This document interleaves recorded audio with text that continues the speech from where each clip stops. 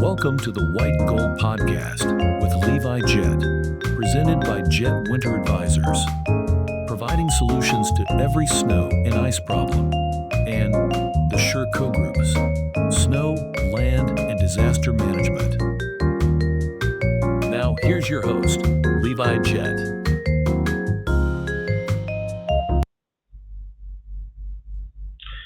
Hey, welcome into the White Gold Podcast. Thank you so much for joining. My name is Levi Jet, and I'll be hosting this podcast.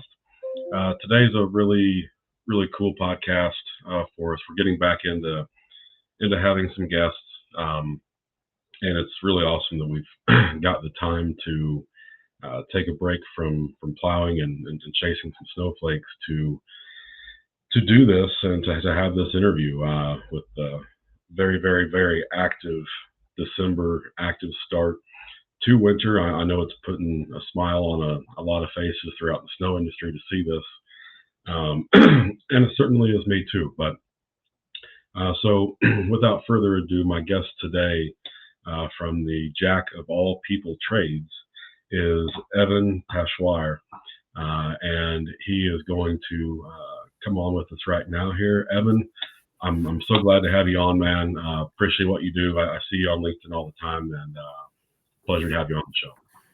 Yeah, it's a pleasure to be here. I appreciate the invite, and I look forward to this conversation.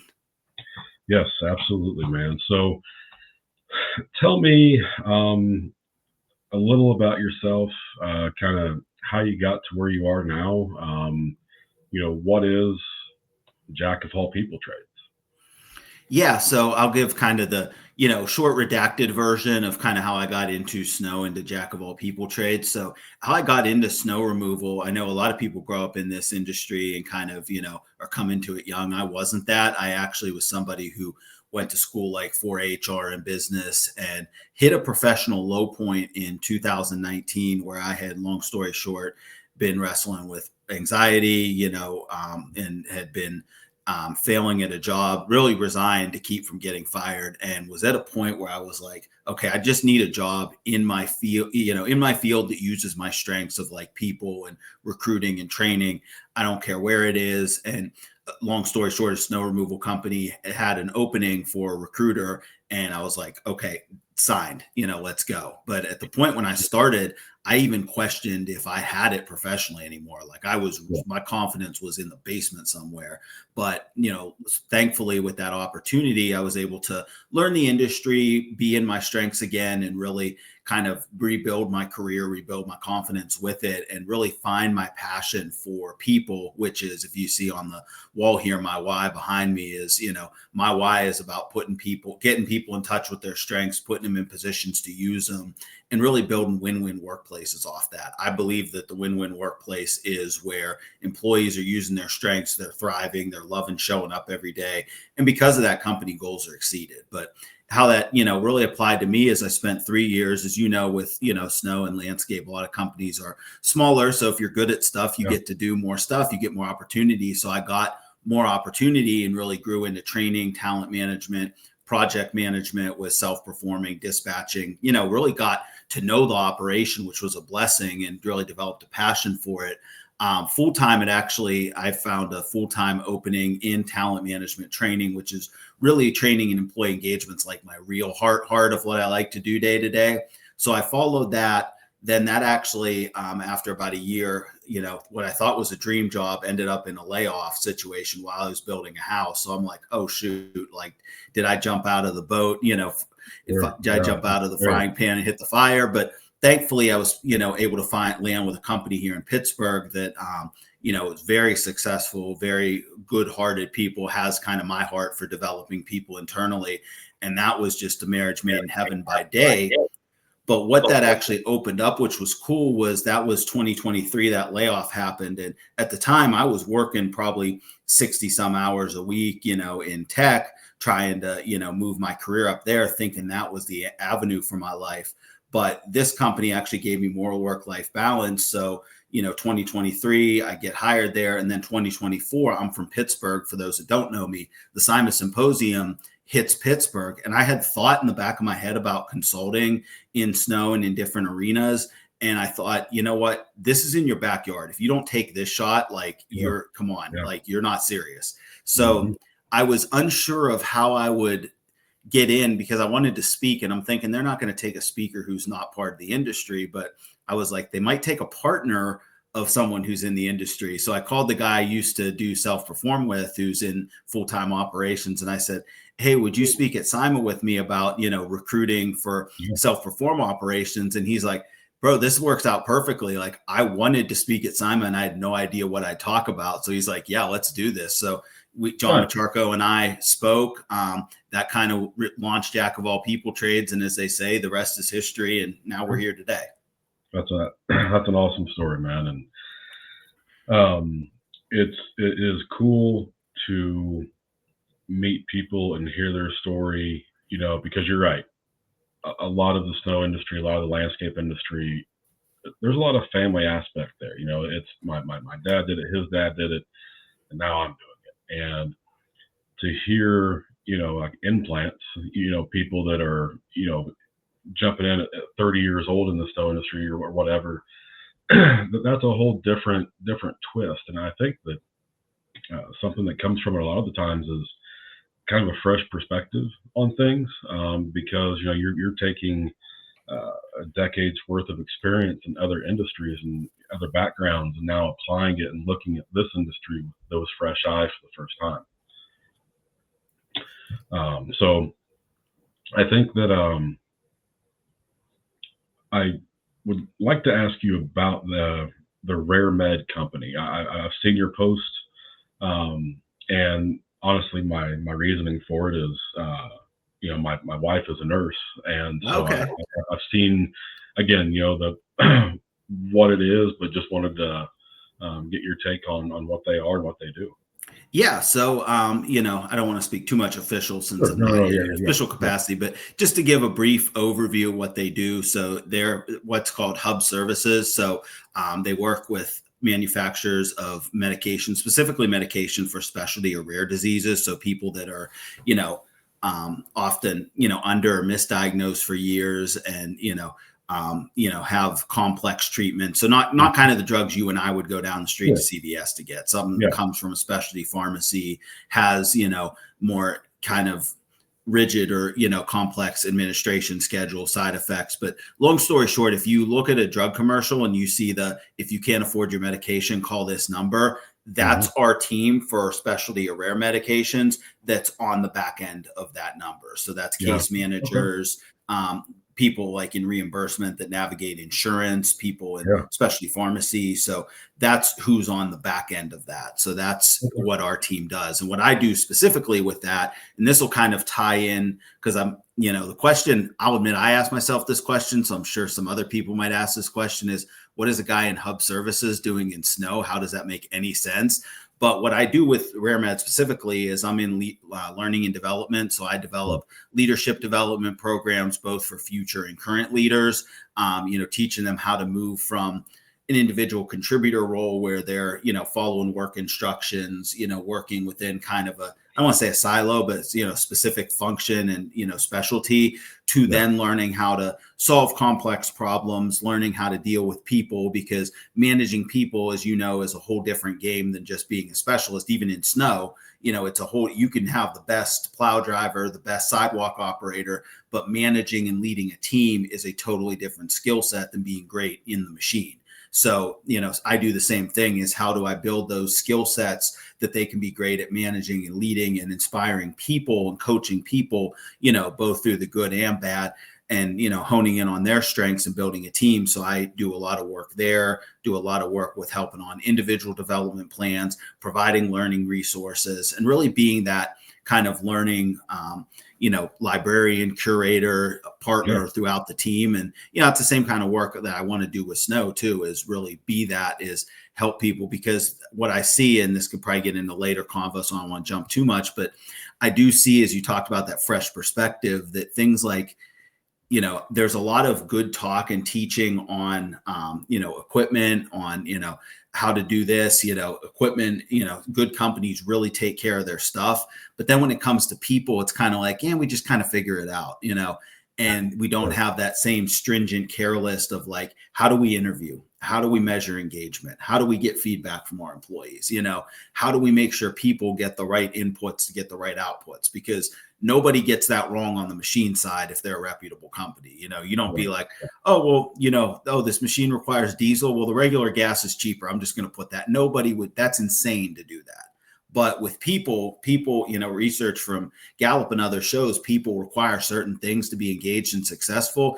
And it's just kind of like, oh, well, that's academic stuff. That doesn't apply. And it's like, you wouldn't put regular fuel in a diesel machine or truck, but you would neglect that. So that's kind of the perspective I'm hoping to bring.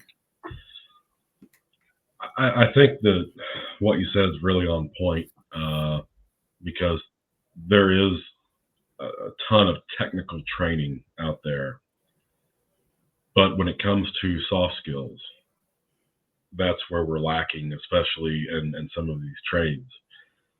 Why do you think there is just a negligence around people training, and that sort of thing? I know that it's an obvious need. Your operator needs to know how to run that machine and how to maintain it.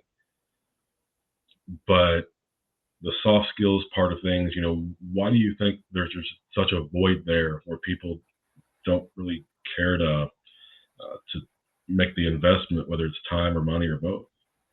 Yeah, that's a good question. And I'll give kind of my perspective on it. What I don't want to do here is try to speak for everybody and say this is clearly why, because I don't know clearly why. I think that's a question you'd have to sit down. And that's a question, honestly, I'd like to sit down and ask more people of why they don't do and learn firsthand from them, because I don't think out of reputable companies, it's out of intentional neglect or anything. I think the number one thing is probably obviously busyness and, focusing on the fires of the day, because I'll tell you, even what I do full time, that's a challenge. Even my leadership has acknowledged that's a challenge. And part of my role is to give that professional pushback and kind of keep the train moving so that the fires of the day don't consume, and we do those soft skills and leadership training. So I think that's number one, is just the fires of the day. If you follow every fire of the day and aren't intentional about either putting systems in place that proactively put those out, or, instead of jumping in to solve for somebody, saying, hey, look, I got to do this training today, or I got to do this, leadership prep with Ev, like, you got to figure this one out yourself. You're always, as an owner or a leader, going to follow those. You can always follow the fires of the day down the rabbit hole if you want to. So I think that's number one. I think number two is maybe not seeing the impact necessarily, because it's not something that, and I think I see this with not only people training, but I've seen it with sales training as well. As I think some owners want to see, okay, I'm going to put this in place, and then boom, we're going to have, 15, 20% more sales the next year.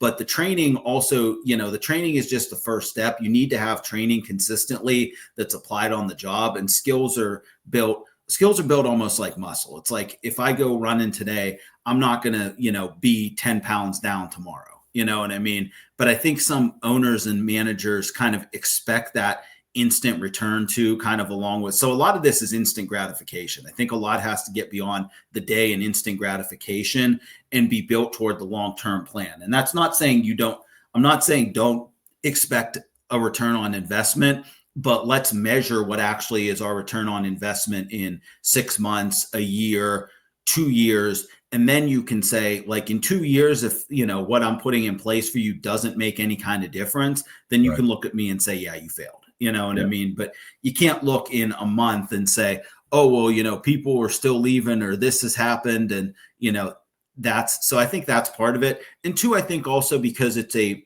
new skill set, I wonder if it might be intimidating to people, because, a lot of the language used around things like, we talk about equipment training and, maintenance and stuff, and, weather and the storm. That's things that people who've come up in the industry understand. So they feel comfortable with that. versus if I say something like employee engagement to somebody who hasn't heard that or hasn't come up with it, or, interviewing skills, different things like that, leadership, soft skills, some people might not even know fully what these terms mean or what is implied by them. And I'm not taking a shot at anybody. If I was in their position, I probably wouldn't know or be as familiar either. So for those that don't know, it might feel intimidating. And I think sometimes when we're intimidated naturally, it's easier not to deal with something than to lean into it and just kind of accept the status quo, which actually gets into DISC, which is one of the things I do, personality profiles. One thing I always share about DISC, which is interesting and I think applies to everything, is they showed out of the personality types in DISC, 69% of the population is an S personality, meaning steady, stable, change resistant, likes things status quo the way they are. So if you think about that naturally right there is going to say, if I call 10 people and talk to them about what I'm doing, even if I make the most amazing pitch in the world, 7 out of 10 of them are already going to be hesitant just on who they are. And that's not just with me, that's with any change. And I think that even applies to like sales. I listened to Snow Jobs did a good podcast on like the lowball epidemic and sales struggle is, again, when you're calling on people with sales or when you're talking about educating property managers, which I think we should do, and I think you do a good job at, 7 out of 10 are going to be hesitant just because that's how they're hardwired. So it's really that rapport building, I think, is something that has to happen first. But I know I dovetailed a little bit there, but I hope that gives some feedback for your audience. Yeah. It was absolutely a great answer. I think that because I see it dealing with providers, that they don't think there's a need to really know much beyond, again, the technical aspect of it. And man, as we go, as new generations come into power that, have different concerns and different needs rather than, what a lot of people have been selling to over the past 10, 15, 20 years.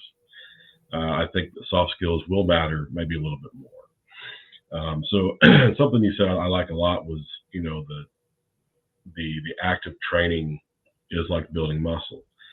And something that we're going to get into is, kind of the sports metaphors. You use a lot of them through your LinkedIn post, and I always appreciate them. And because, they resonate very, very well. And, I liken it to, hey, professional athlete, they don't just, practice in the summer and that's it, for football. They're still practicing throughout the week. Why do basketball players get up hundreds and thousands of shots during practice? They already know how to shoot, and so when we are talking about, that professional training, that continuing education, it really is something that you have to be deliberate at, and it has to be kind of a steady, solid cadence of training. And it's not that, we're trying to insinuate that people don't know how to do their job. Mm-hmm. That, we're not talking about taking them back through onboarding, every 3 months or something like that, but it's, hey, what aspects can I get better at? With sales, people role play a lot, to get better, and, as far as operations, we could be role playing, what it's like to deal with a difficult customer, difficult expectations, how do you overcome that? But I think that just because, we're busy and there's already a lot going on, and I think those are poor excuses, to really get after something. And because the way I see it, once you're able to break through that and adopt this training, it is going to pay off, and you are going to have a more sound and structured team that's accomplishing tasks. And if you lose somebody, I was talking to some people just the other day about this,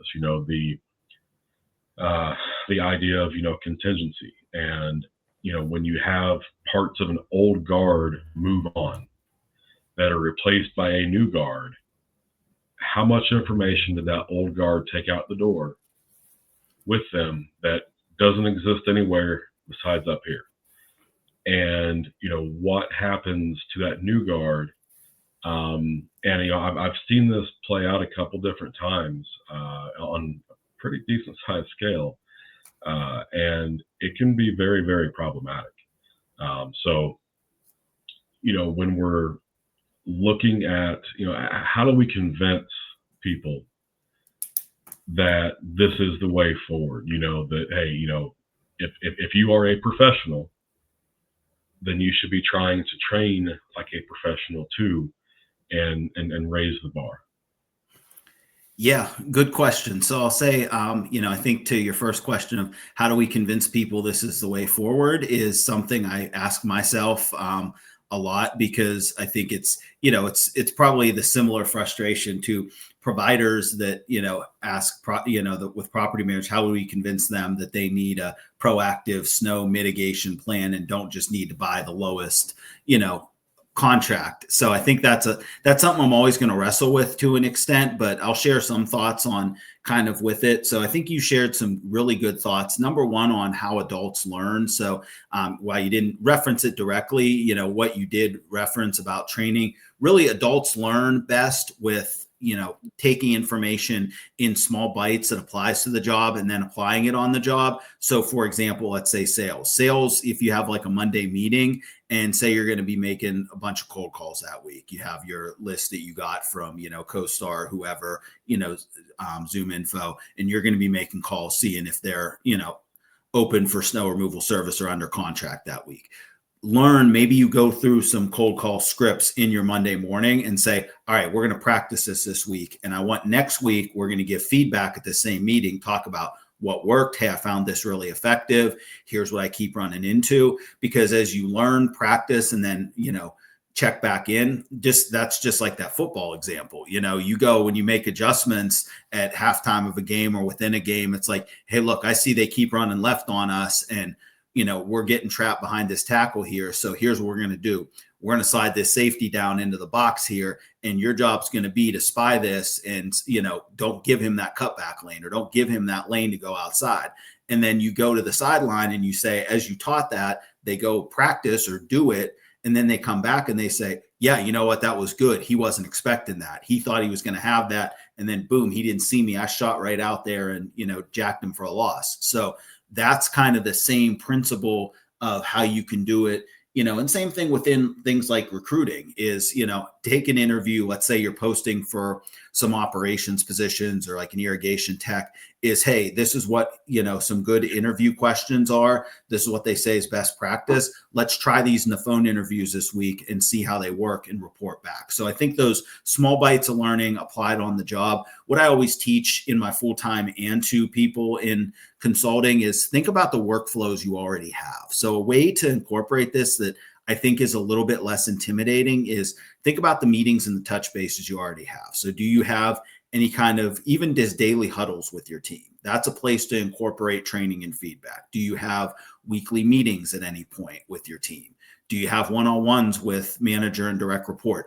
By the way, if you don't have one-on-ones between manager and direct report, you should. And if you're not sure how to do that, that's definitely something to talk to me about. I'd love to have that conversation, help you set that up, because one-on-ones are what's made my career thrive. And especially if you want to build professionals, I mean, they'll look different in every role, but if you really want to build professionals, hear people's feedback and show that you care, that is a huge way to do it. And that's a huge retention tool. It's a huge tool to make sure that you're aligned on expectations, which is a foundation of employee engagement, which don't get me dovetailing there. I'll take the next 2 hours of this podcast. But so I think those small bites over time. And then another thing you talked about was succession planning. And I think maybe that term, I've even been wary of how I use that term in this industry, because what I don't want it to be, I wonder if some, owners might hear it and think that's replacing me, or some people might think that's replacing me. And what succession planning at its best is meant to do, it's not meant about replacing you. It's about, like you said, having those contingencies and building that evergreen organization that, you think about it like a plant. A plant grows roots down so that if, a branch starts decaying or dying or some leaves start dying, you can cut it off. but it also has roots down so it can grow new leaves, Yep. and it's that same thing with, I think, kind of like, look at it like a chessboard, like, all right, where are all your pieces? Where do your pieces need bulked up? And really think about investing in that next person. So I'd say from a practical side on snow, what I would say is, think about, I would look at your whole snow staff starting from the top, like, okay, who's your head of operations, who under them, who the operation managers under them, are they ready to step into that role? If not, why? And, and also, are they ready and willing, I should say, too, because some people are going to be steady eddies that like their role, and you don't want to push them out of their role. You want to help them thrive as much as they can in it. But for the people who may have some desire to move up, even if they maybe don't see it in themselves right away, are they ready and willing? And, if they're willing, but they're not ready, why aren't they ready? And how can we close that gap? And then just kind of keep repeating that down the line, even looking at things like your shovelers, or any of them ready, your seasonal shovelers, to lead a sidewalk crew or to run a machine, or any of your operators ready to be, regional crew leaders for the season, or maybe some of them are ready to come on full time, but I think always looking for that, because when you really get this good, I like coworker of mine said this is, it's a heavy lift up front that builds more efficiency over time. So if you can build an organization, and I've seen it done and I've helped do it, where you can, really keep building people up, you're never going to stop losing people. There's always going to be situations where, people move on, like football example. There's always going to be the good coordinator that, your head coach is solid and he gets a head coach offer somewhere else, or the position coach where, your coordinators are solid and they get a coordinator job somewhere else. That is actually a testament to, if that's how people are moving, that's a testament to your organization. In football, look, the coach at Sean McVay, the coaching tree, what I mean? People talk about him like, O'Connell, Taylor. I know I'm missing a few around him, but I know he has. James Blackton was in that coaching tree. There's an Andy Reid coaching tree that is very sprawling. There's a Nick Saban coaching tree. You're right. To their testament, it's not a bad thing when their OC or DC or special teams coordinator or whoever, moves on, takes something else. And that's what it's all about anyway. And if they're not, if you're in a position where they're not able to move, there's something wrong. 100%. And it's just the same with all the recruits they bring in. These programs, your Alabamas, your Ohio States, they are factories. They are football player factories. And these coaching trees, again, they are football coach factories.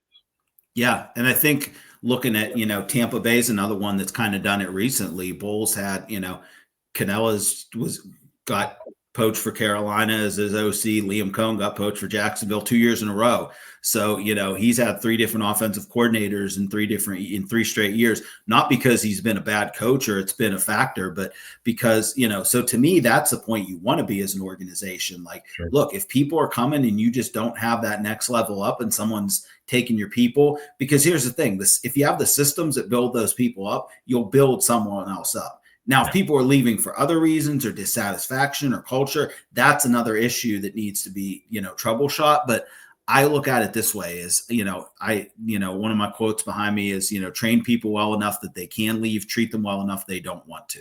And I think if you do that at the core, you'll keep a good core of your people.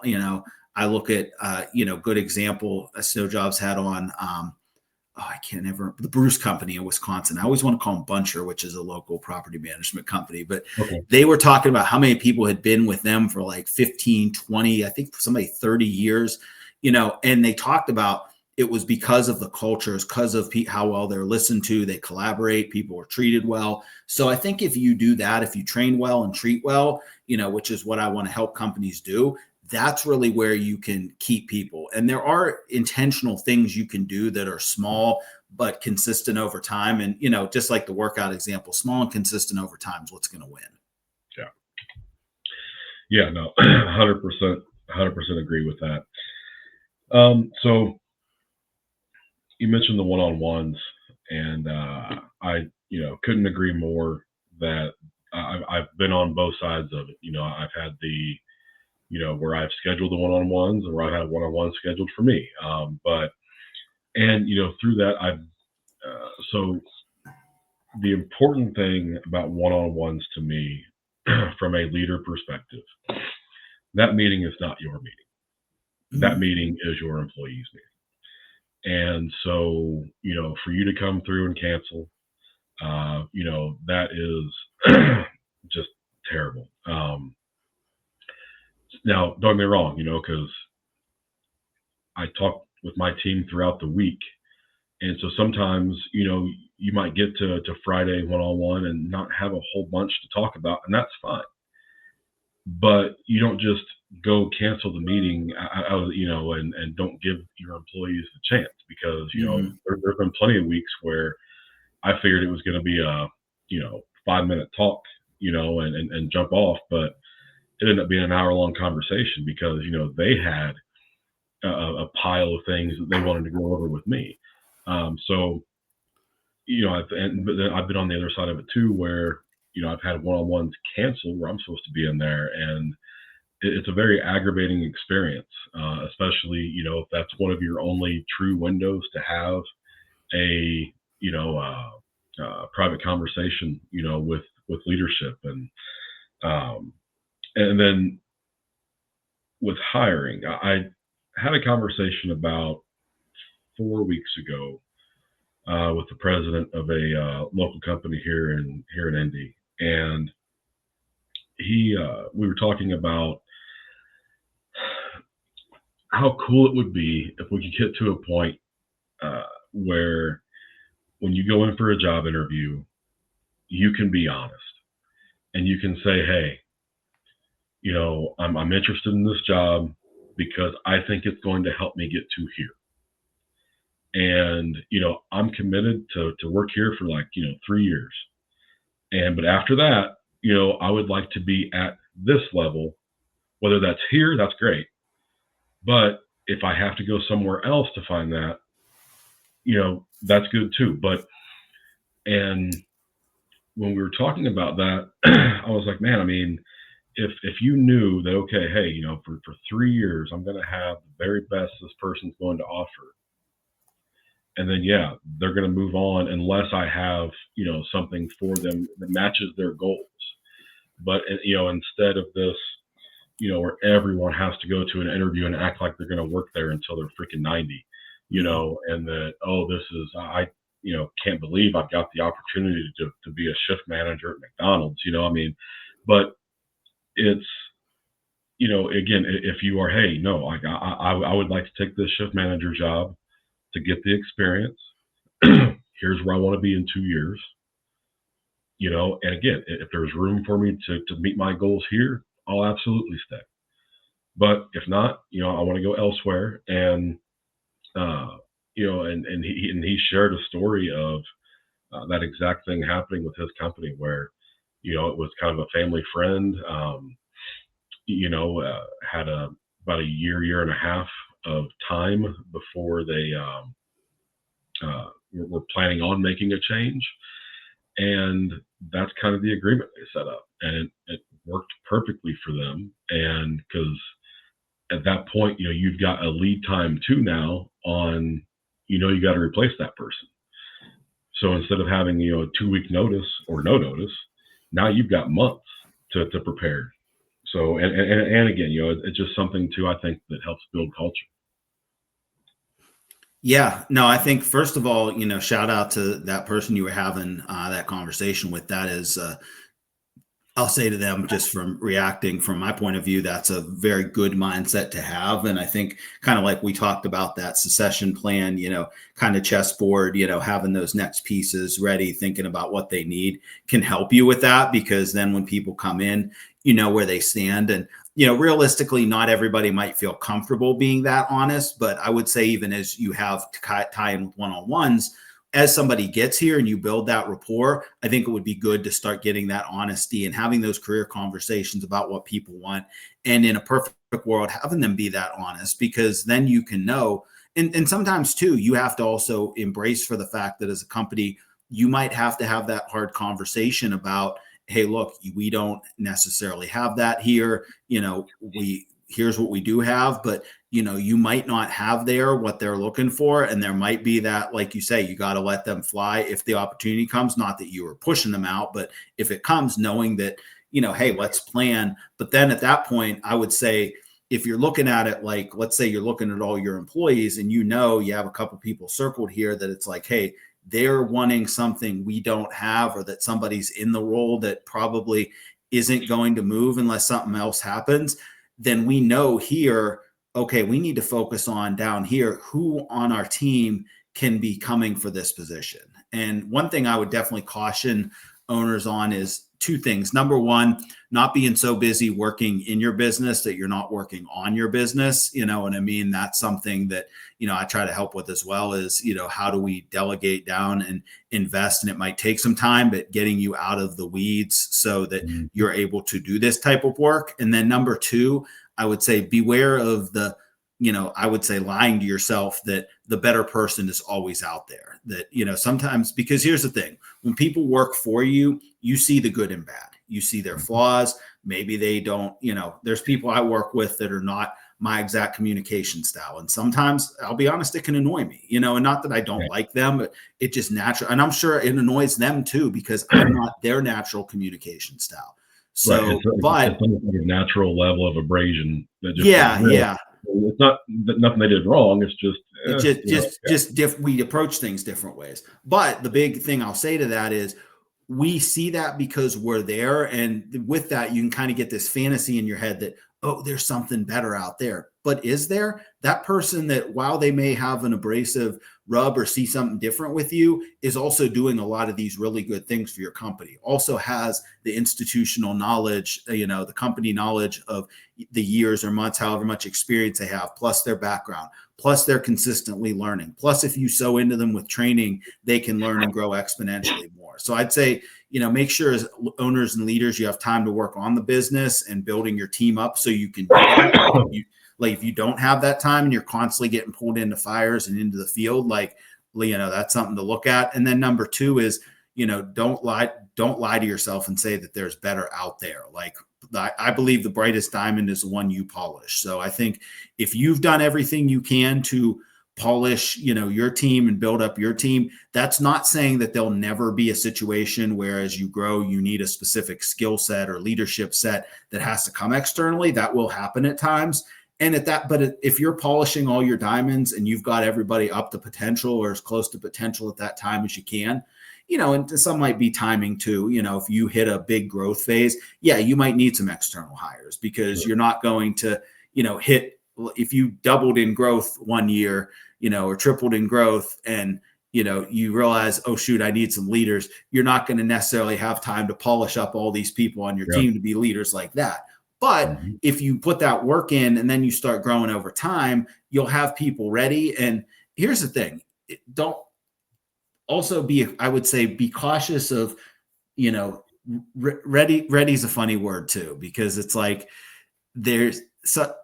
sometimes, there's that hesitancy, but I think sometimes you do need to promote people maybe even a little before you or they feel they're 100% ready. Because here's the thing, sometimes the other side of getting fully ready is on the other side of the job. They need to go, just like the football example, you know what I mean? You can sit there and say, oh, you know what? We're not 100% ready. We need more practice.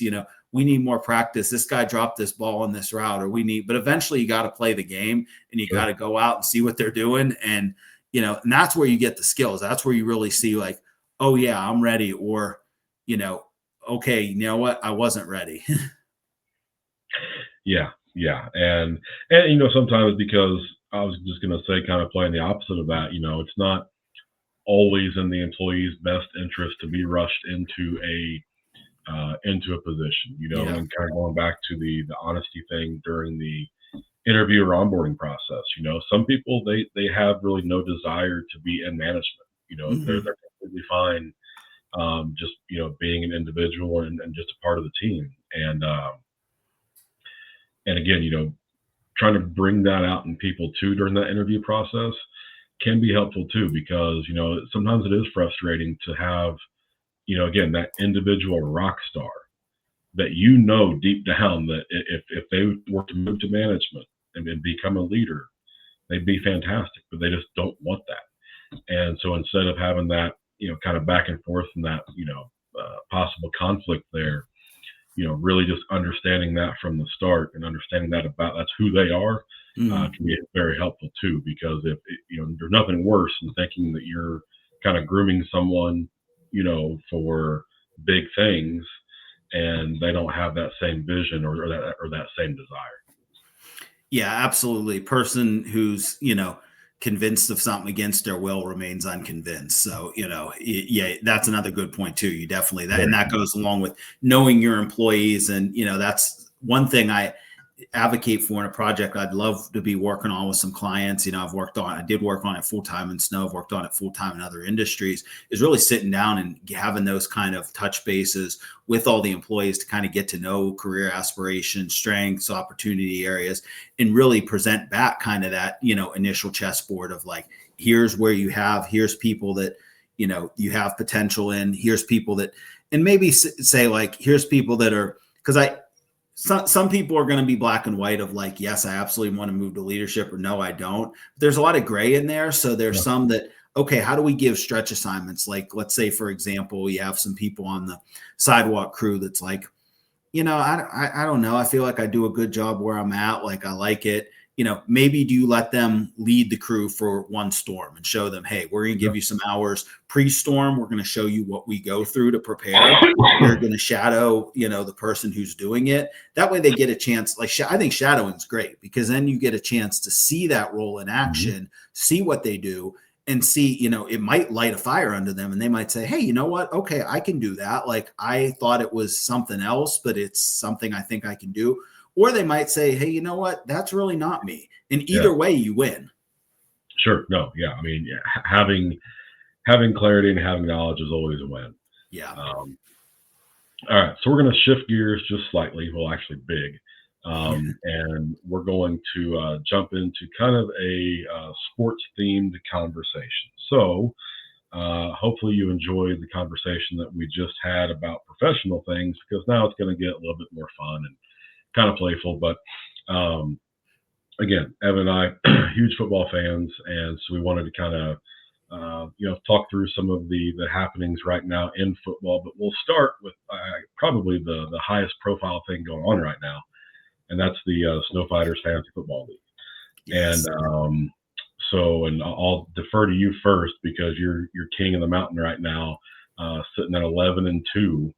I don't even that frustrates me that you've only lost 2 weeks, man.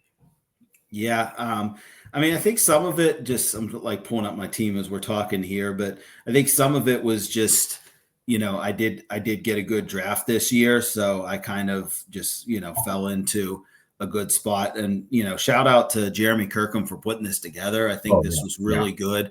And hopefully this is something that grows into, I think we'd have to grow into multiple leagues at this point, because we already got 10, and, you don't want to have 30 people, or you're going to have, somebody's going to have to start Dylan Gabriel a quarterback, and that's going to be pretty awful for them. So absolutely. No, I think I just drew, my running backs, drafting Gibbs in the chain.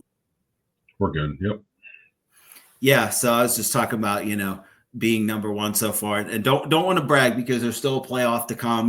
There's still a chance that this season seems like it's real up and down of like hot and cold. Thankfully I've been able to have enough weapons that I think, if like one's been off, others have been on, which I think you really need, because there's some other leagues where I was doing well that I'm in. And, the last couple of weeks I've had like, multiple players tank at the same time. So thankfully I haven't had that happen, knock on wood, in the snow league. But yeah, I think it's really, I hope next year it's something more people participate in, and that we have like multiple leagues, and it's something that can just build rapport, and also, get some chat going, build some encouragement, because, I'm a big believer in encouragement, and at this time of year, and, I know we're talking football, but, Snow Fighters need it. And I want to make sure that, I'm trying to do my best, as much as we can talk about the frustrations of the industry and different things. I want to be able to speak life to it. Yeah, no, for sure. And, we are, it's going to be something nice, as this grows. Just, the snow industry as a whole, getting tighter, having more things going on.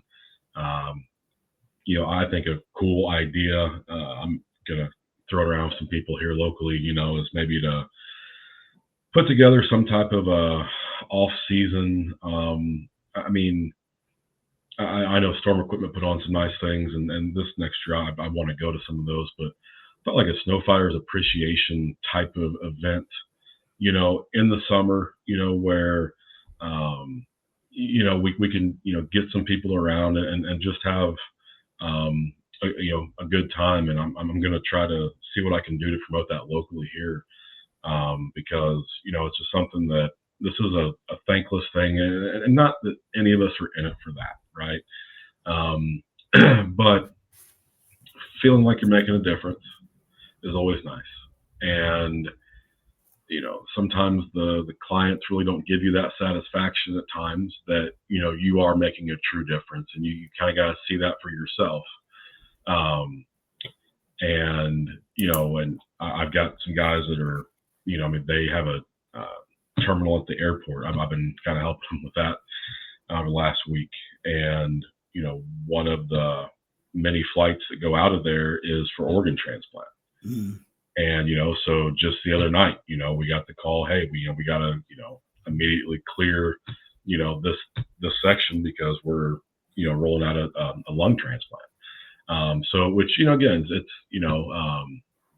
cool to hear that sort of thing and know that, that impact is being made.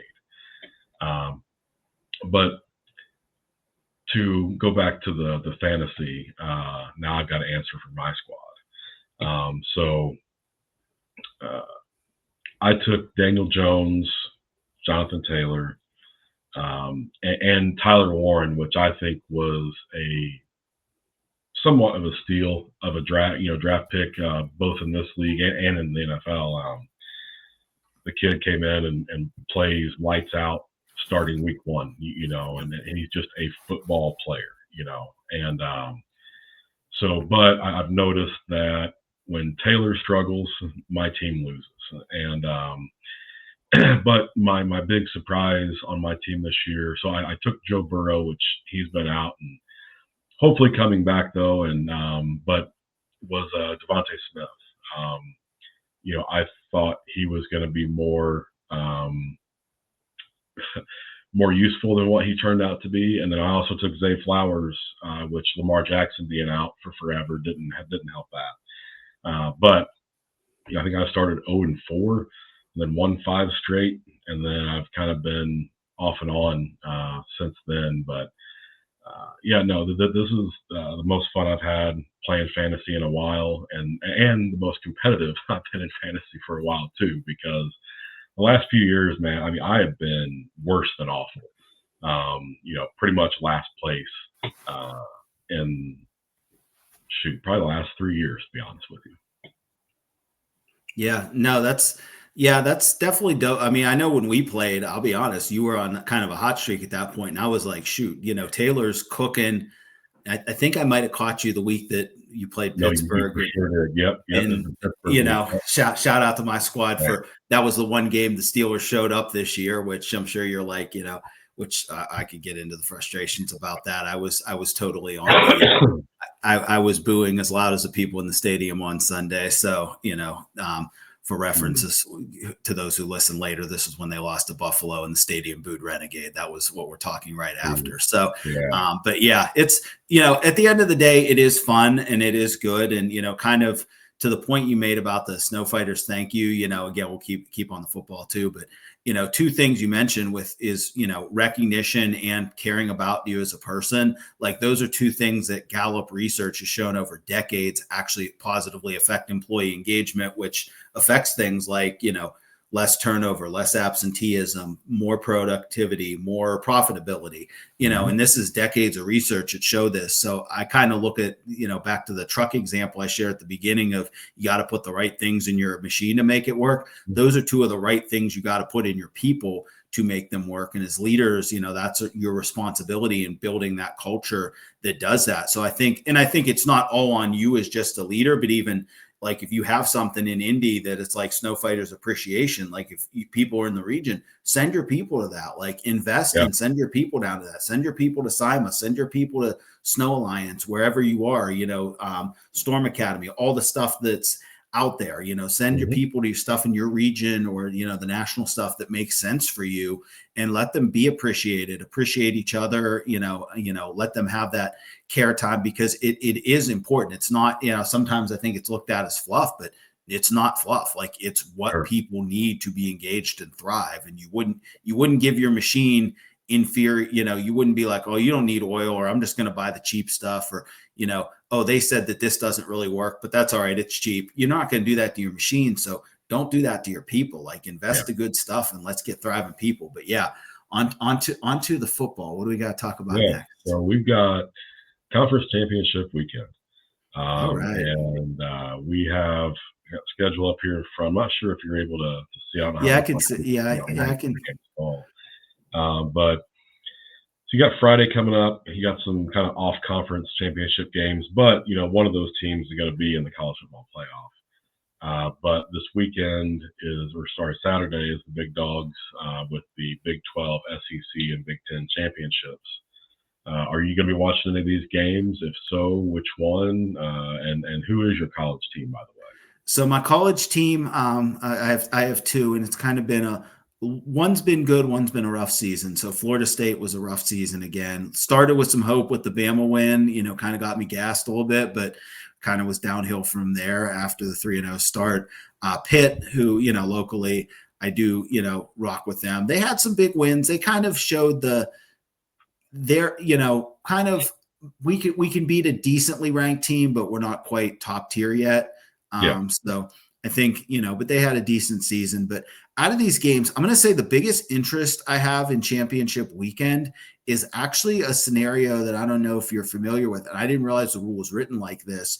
So the rule on the college football playoff is the top 5 conference champions get automatic berths. Now, what those people assume by that is, the Power 4 and 1.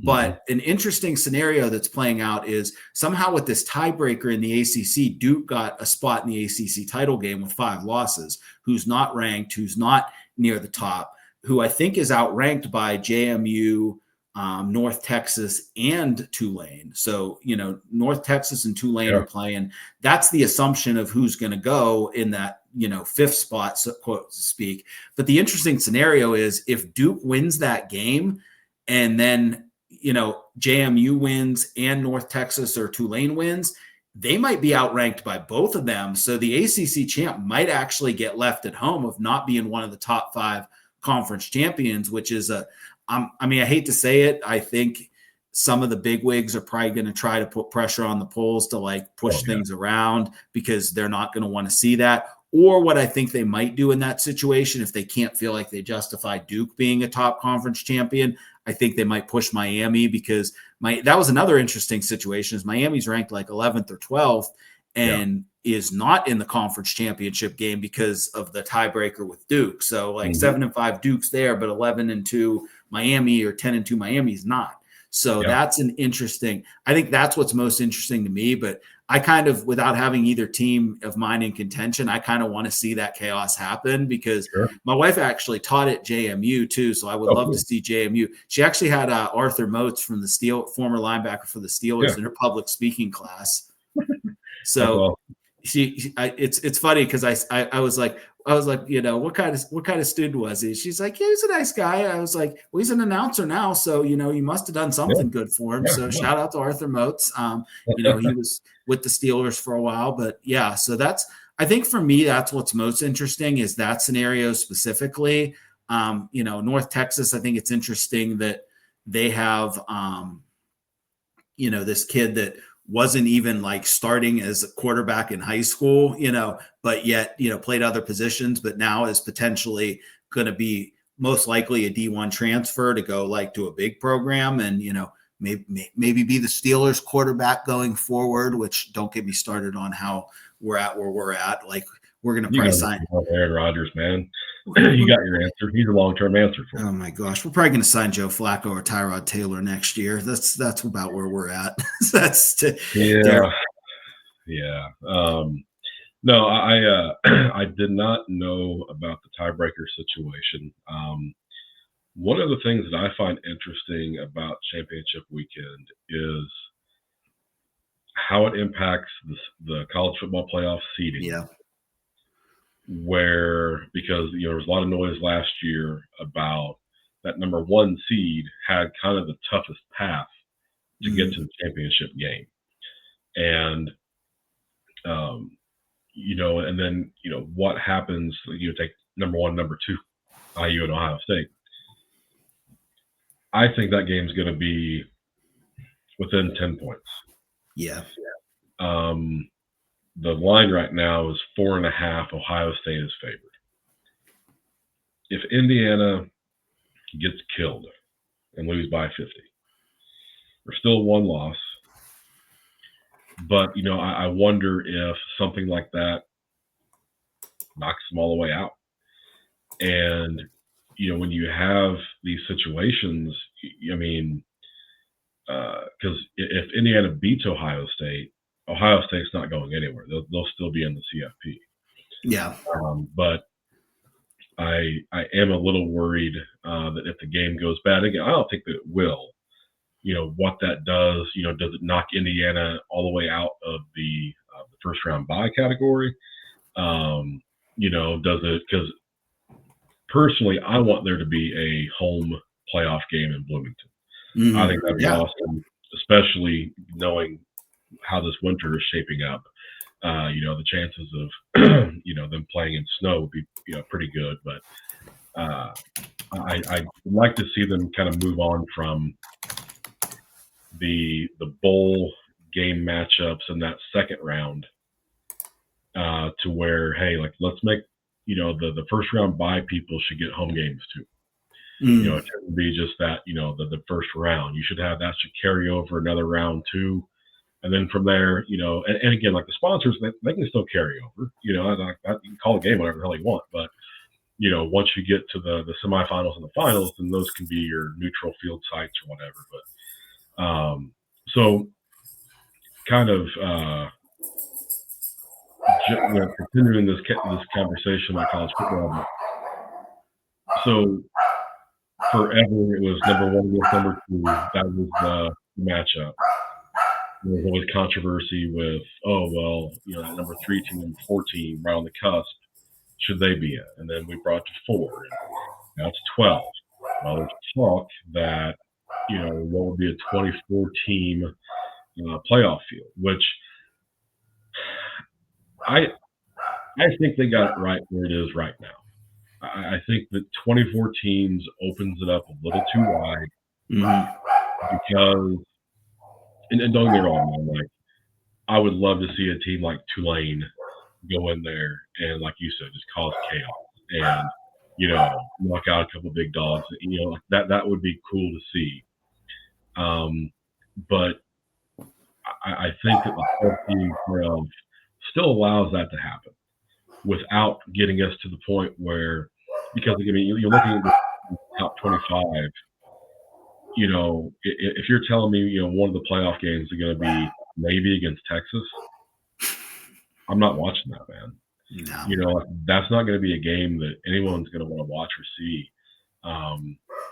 And so I think at that point, it just gets a little too like, everybody wins kind of thing. And again, the 12 team is good because, and Indiana proved it last year. Granted, they're a Big Ten team, but where they came out of nowhere and really didn't have any quality wins last year, and certainly didn't have the pedigree in a program to be in that conversation, but they were still in the playoff. So, again, they're Big Ten, but that should still give hope to other teams that, hey, if you can schedule a quality opponent early in the season and take care of business, and then do the best you can throughout the rest of the season, that you've got a chance to make that. But what's your thought on the 24 team? Do you prefer the older methods of doing this? Yeah, no, I think we've landed at a good place with the 12. And I think the change they made to this year, because you talked about that harder road that, the one seed had, like last year, Oregon had to play Ohio State versus Penn State got to go, play Boise State, or, Texas got to play Arizona State. They did change the rule this year that it's not going to be the top four conference champions that get those buys. It's going to be the top four teams, which I think is right, because I don't think IU should automatically slide out. I'm kind of looking at the rankings now that I had them up and you have them up. I mean, I don't think they should slide below Oregon that they beat with one loss. That to me wouldn't be fair. Georgia passing them if they beat Bama and they lose, fair. Texas Tech, if they beat BYU, passing them for third, fair. But then at that point, are you telling me that Ole Miss or A&M should pass them when they didn't play for a conference championship? That's a little. I think Ohio State beat Texas. So to me, Texas is who beat A&M. So that, to me, I don't think you can call that fair. And I can't remember who beat Ole Miss. I think it was Bama. But if it's, again, if a Georgia team beats Bama twice, I don't think a Bama team that will then have three losses and might fall out of the playoffs completely, you should pass IU. So I would think it would be kind of unfair, because that's all your one losses, and then you get down to like your twos, So I think they have it right for now. I think let it ride for a few seasons and see what happens. I will say, I don't know if Ohio State has like a kind of relationship with the playoff committee, but one thing I noticed is both years they expanded it, they won the national title as seeds that wouldn't have made it in the year before. So I feel like it's like they're like kind of the quality control of like, because I remember that first year, because that was when Florida State was really good. Jameis Winston was there. They had just won the national title the year before. And Ohio State made it as a 4. I can't remember who it was close with, but they were like, they don't even deserve to be here. And then they knock off Bama and Oregon to win the title. And it's like, oh yeah, see, they deserve to be, 4 seed 1, anyone can win the title. And then last year they expand to 12 and they go as a 8 seed and win the title, and wouldn't have been there the year before. So interesting. Yeah, no, for sure. And now, I look at this and I look at Notre Dame, and, I mean, their quote unquote conference schedule, it is not, it's not a legitimate schedule, because when you're playing the service academy schools, you're playing a lot of schools that you should beat by 50. Mm-hmm. To me, that's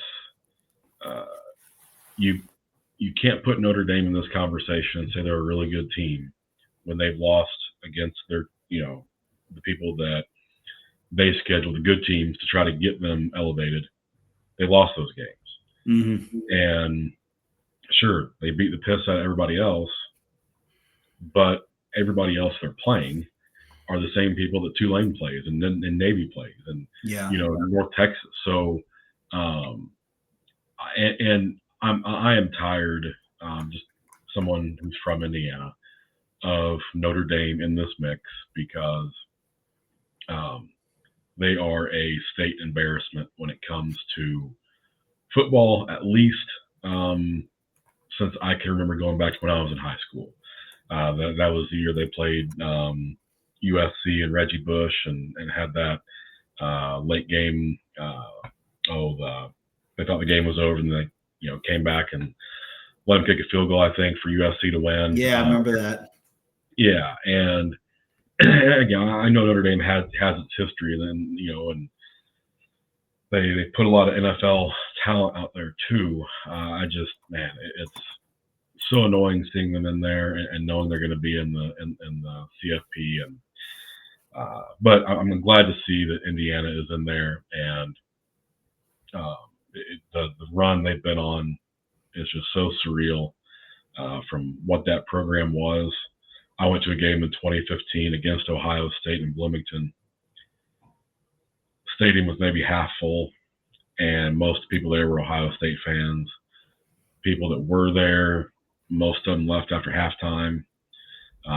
No juice, no energy at all. And that was a game that Indiana kept it respectable for 2.5, 3 quarters.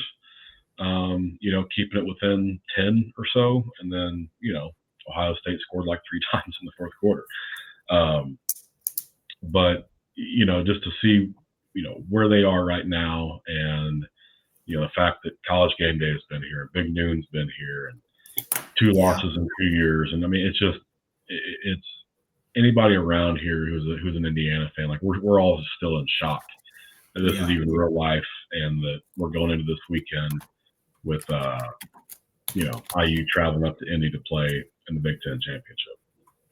Yeah, no, I think that's awesome to see. I like seeing programs that really kind of rise up and come out of nowhere. And I like IU too, because Kurt Signetti, he's a Pittsburgh guy by background. Yeah, in JMU. Yeah, and also so I actually, being, I'm in Pittsburgh now, but actually when I was in high school, I went to a small school called Homer Center, which was up in Indiana County, PA, probably about 90 minutes north of Pittsburgh, give or take, northeast.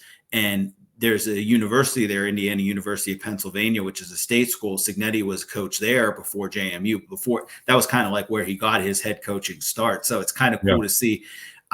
Indiana University of Pennsylvania to Indiana University, which that just hit me now too. Like that's cool. But it's a cool rise, because for all the people that I'm on Facebook with and stuff, and just friends with locally that don't know anything about what I do nationally with the Stowe industry, they know Kurt Signetti. So it's now I'm on a podcast kind of talking about him. So that's really cool to see. And then while you were doing that, I was kind of looking at the Notre Dame Miami comparison. One thing I forgot is Miami beat Notre Dame earlier in the year. So to me, that almost settles it. If it wasn't for that, I hate to say it, comparing them head to head with 2 losses, I might have to say Notre Dame has an advantage, because other than Notre Dame, Miami really doesn't have any quality wins. I mean, Pitt might be their best win, who was number 22, but Notre Dame has Navy. Notre Dame also beat Pitt, so that kind of washes on both of them.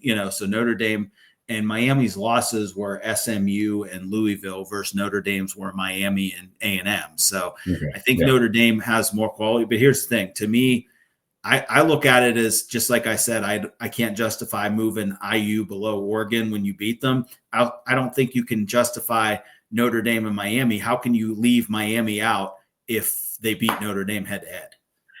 Yeah, that's a tough one. And, that was, again, one of the games where Notre Dame, that was somebody they were supposed to beat. And, that was supposed to get them in this mix, but couldn't do it. So, all right, we're going to talk about the NFL, but running a little bit long. And so I want to get to our last little segment here. An idea you brought, and I read it and instantly loved it. I've got 3 of these. I couldn't break it down to one. I've got them kind of categorized too, but I'm going to go first. I'm going to let you follow. Okay. So this is Sub-Zero freezing cold sports takes. So basically the things that we could not be more wrong about if we tried. So starting out, my number 3, and this was kind of an age thing too. I was probably in 7th or 8th grade, but actually, no, sorry. High school, freshman, sophomore, anyway. But Jordan going to play for the Wizards, and me thinking that, hey, the Wizards are going to be this great, phenomenal team, because they got Jordan now. And and not, because Jordan played and looked like he still had some stuff in the tank, but the Wizards were god awful. And I mean, god awful. And he had some flashes in some games where he could still score 40, 50 points, but it was definitely the sunrise the sunset of his career, and really did not go as I thought. But I really I was like, oh man, here he comes again. And because the Pacers were still really good, when Jordan went to the Wizards, and I'm like, man, here we go again, and so that was my 3rd place one. Number 2 was me thinking that Kansas City was going to beat Tampa Bay. I put probably $500 on this game across different bets. Each of them was backing. So I didn't outright back KC, but I took a lot of prop bets that would, if they hit, it would be likely that KC won. It was Mahomes over 200 passing yards or whatever. Mahomes over 2 passing touchdowns, Kelsey a touchdown. All this different stuff, and literally missed on every single one of those, and would have never guessed in a million years that Tampa Bay just walked Kansas City the way they did. I mean, kudos to Brady. And I mean, that defense, I mean, Mahomes couldn't do anything against it. But I think Brady probably had that team really ready to go. I'm sure that he deserves a lot of credit with how they were prepared for that. And then last one, again, a very, very unfortunate high school memory was my Yankees losing the 3-0 lead against the Red Sox in the ALCS. The year prior, in 2003, the ALCS went 7 games. Mm-hmm.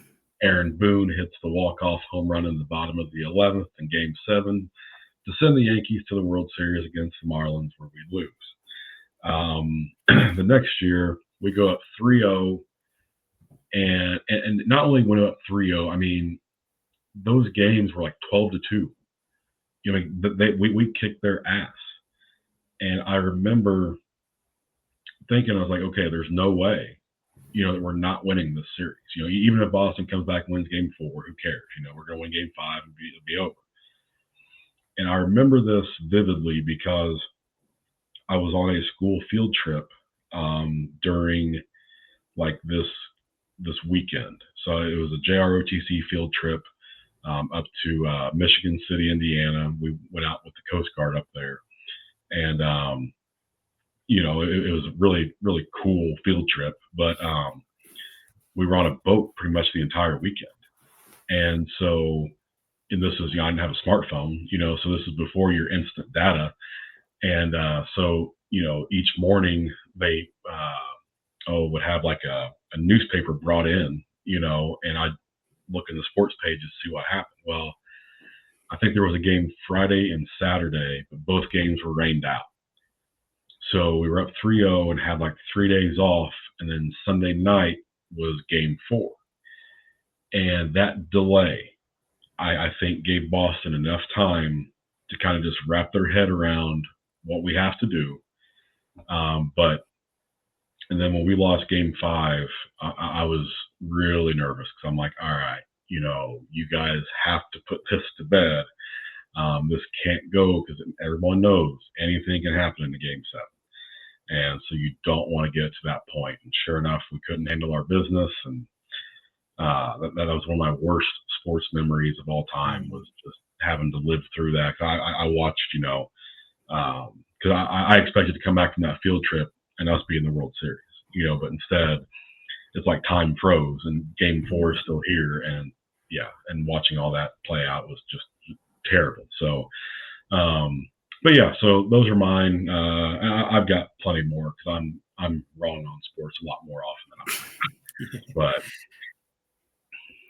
yeah. So I'll share. You made me think of a couple other quick ones I had. So, I'll go 3 for 3 because I was quick ones I had. One was I can't remember what year we drafted him, but I remember when the Steelers drafted Lima Sweet out of Texas in the second round. I'm like, he fell to the second round to us. This guy's going to be amazing. He was terrible. He couldn't catch anything. I think he had his career stats are like one game for some guys pretty much. So that was terribly wrong on that.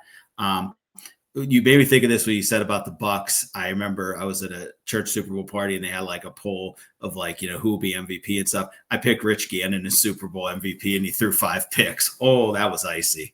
That was icy. Oh, yeah. And then my number one was, as a Steeler fan, I'm probably going to get tomatoes thrown at me by my fellow Steeler fans for this one. So we had a terrible pass defense this one year. So we trade up in the draft a defensive back, and they're reading off his stats. And the first thing I said to my friends, I'm like, oh, he hits hard, but he can miss in coverage sometime. This guy's another Lethon Flowers, who was a safety at the time, who was a liability for us. The Yeah. person I was describing was Palomalu. And I never lived that down. My friend Zach would text me during the game, like when he'd make a great play. He's like, "Hey, just another Lethon Flowers just made the highlight reel again." I'm like, "Yeah, I know. I would never live down that I called Troy Polamalu just another Lethon." I still think somewhere in the back of the head he heard that. He's like, "Okay, right. I'm gonna prove you." He go out there and makes a diving interception, and he's probably like running back. He's like, "Just another Lethon Flowers. Hey, how you doing, Evan? You like that?" Yes. No, terrible. Palomalu, man, his timing was just so freaking amazing. And, it's just because it's funny because when you're, the old saying is, like the other team's on scholarship too. Like, the other team's a pro too, So these guys, and they all move fast. They're all quicker than we could ever imagine, but to see people that are, the quickest of the quick to be able to time that snap, jump over a freaking line of scrimmage and, sack a quarterback, block a kick. That is insane athleticism, insane timing. And no, I always very much respected Palomalu's game. I hate the Steelers. Just being a Colts fan, every time that, and it's just one of those teams that, you guys are just so hard to beat. It doesn't matter what kind of year you're having, and it seems like you're a perennial, right at 500, somewhere in that mix. But it's a really tough out, and we saw it play out a couple weeks ago. Going out to that guy, I think we'd blow you out, but I thought we win comfortably. Yeah, I thought you would too. And Jonathan Taylor running like he is, I thought that would take care of it, man. But I remember it as my memory, but remember hearing about it in '95, the AFC title game against the Colts Steelers was the infamous, instant replay thing, and that's what brought instant replay back. Was a game that we should have won, and we would have lost to the Cowboys. But still, it'd be nice to be there. But yeah, and then I remember, let's see, what was that? 05? Yeah, 05, 06, the one you lost. You guys were the 1 seed, and we came in on our Super Bowl run and won. Yeah. And then, so if I remember right, the guy who picked off Roethlisberger, I think it was Nick Harper.